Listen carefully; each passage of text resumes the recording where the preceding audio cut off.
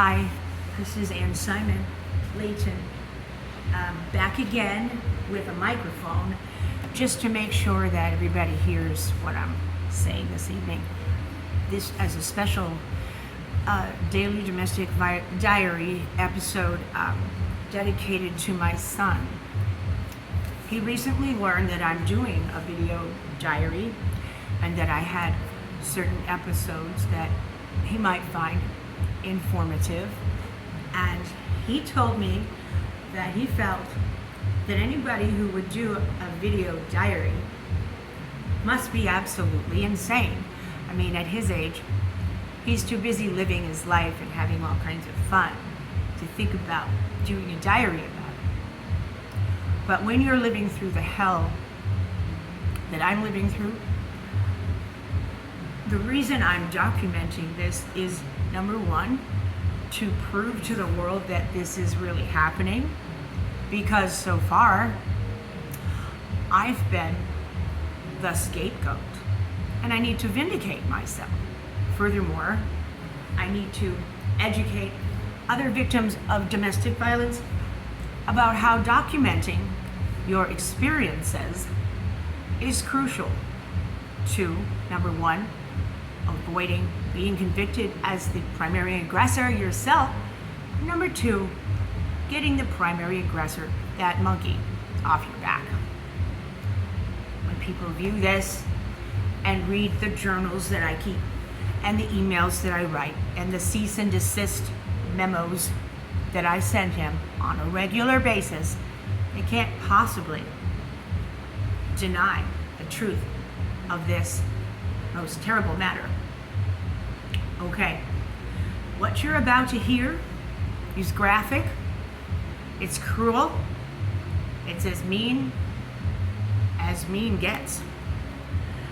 And it is the voice of a very disturbed and mentally ill 68-year-old man with 11 brain trauma, injuries to his brain, 8 blunt force traumas from having led a rough life, being a soldier in a war, and then 3 or 4 strokes since then, has made him suffer from dementia and a lot of other mental illness diagnoses that are just too long for me to enumerate at this time.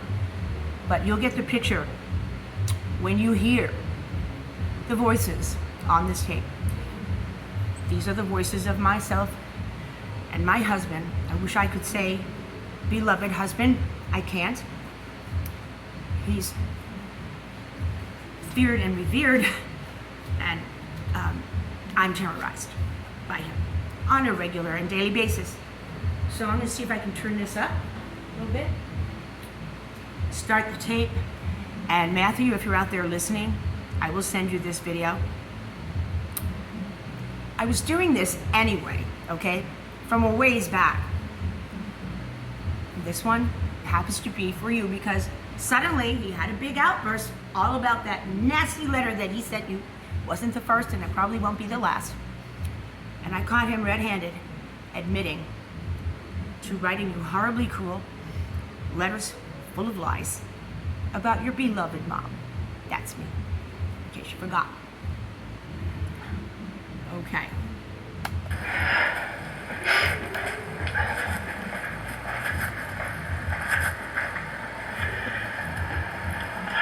What are you doing? Well, to you for 5 fucking years.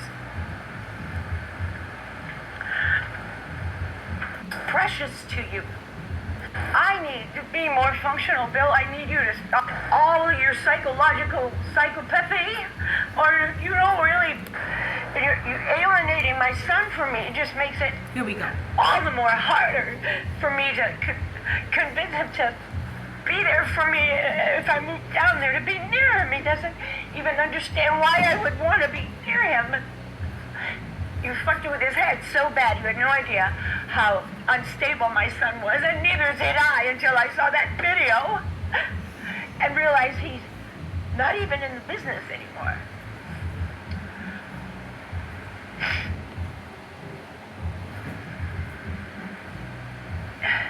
And if I call my brother, Garth's just gonna tell Matt that I told, and it's gonna be like I snitched on him. I mean, my brother should fly down to San Diego and see that man because he's very troubled. He's lonely, but he feels he's a failure in life. And that's a bad way for a man like him to feel when he's on heroin, Bill. We could lose him. And those letters you wrote to him were so cruel and full of lies. He doesn't know what to think of his mom. He can't turn to me. Because he thinks that some of the shit you said might be true. I can't even believe your apologies. He learned quick not to believe you. The second time you tried to communicate something, a different message, he won't even believe that message. I don't know what he believes. He doesn't know what he believes. He's lost. At least I have you. He has nobody. And you fucked with his mind. If he dies, it's your fault. You pushed him. He says, okay, over the good. edge. I think you did. I'm a fucking crazy bitch, he says. Swear to God, I should. The letters you wrote were extremely cruel, and they were all lies. Yeah, right, so you don't fuck with an addict when he's down. You don't kick a woman when she's down. You don't hurt people when they're down, and that's what you did. You didn't know he was down, but when we know now, you should apologize to him profusely. Well, I know. He's gonna die, and he's gonna die soon. Now that's better get ready for it, okay? Yeah, listen to you. That's Listen to you. bad. Listen to you. Awful. Listen to you. Why don't you just strangle me to death now? You're so cruel. This is cruel. This is the worst cruelty I've ever witnessed in my life. What you're doing and saying to me now. What you've said to Matt. And that last letter was only a couple of weeks ago. That really would have pushed me over the edge if I were him. You fucking jackass.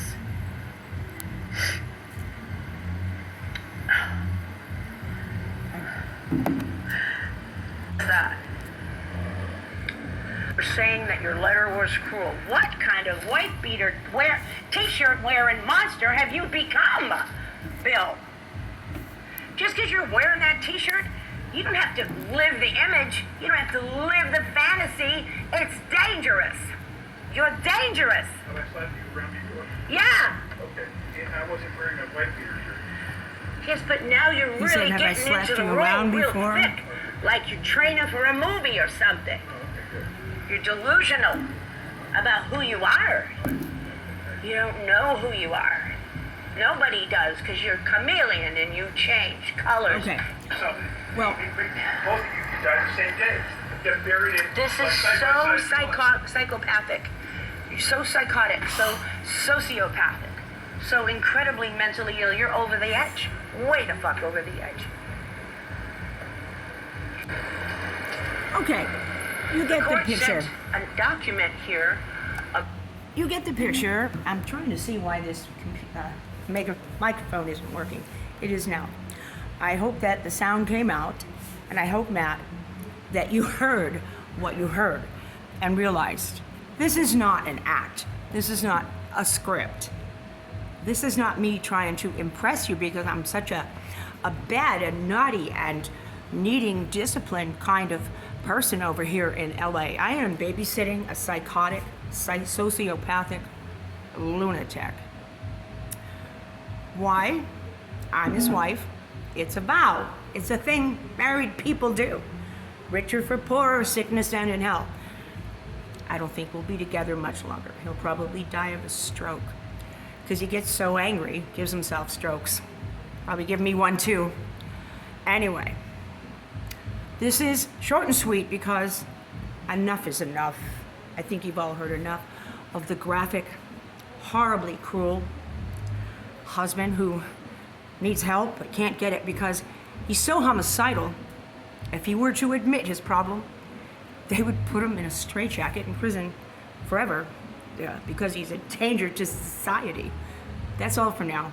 Ann Simon Layton, Los Angeles, Chinatown, at my office to stay safe tonight. If you're not safe, find a safe place and don't make it a tent under a bridge. Just find a place. I rented an office. that I can come to. And now I'm safe. Good night, everyone.